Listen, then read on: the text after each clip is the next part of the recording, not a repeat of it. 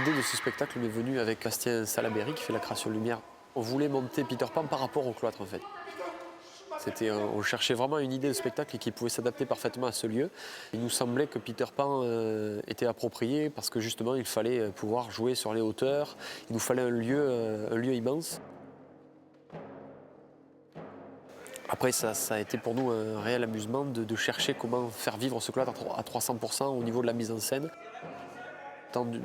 Au niveau du jeu sur scène, au niveau du jeu hors de la scène, dans le public, dans les traverses du cloître. Et puis avec toujours cette idée de hauteur et de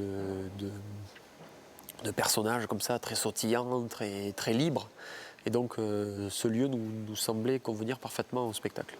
Sa sérénissime grandeur, le capitaine Kenneth Hook.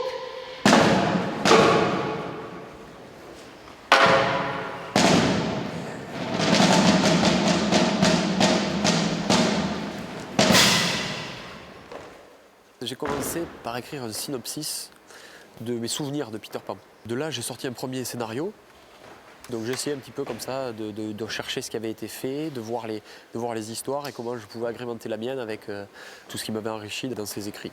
Le parti pris a été d'écrire ma version de Peter Pan qui pourrait être un petit peu située avant le roman originel. On découvre un autre pays des merveilles, on découvre les pirates, etc.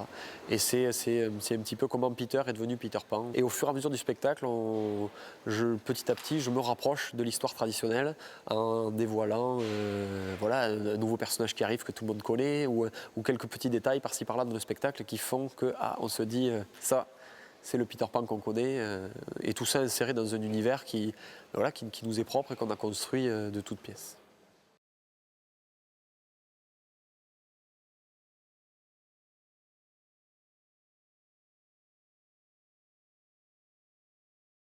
J'aime bien résumer la pièce de cette manière, c'est notre Peter Pan, notre histoire de Peter Pan qui finira bien par rencontrer la vôtre.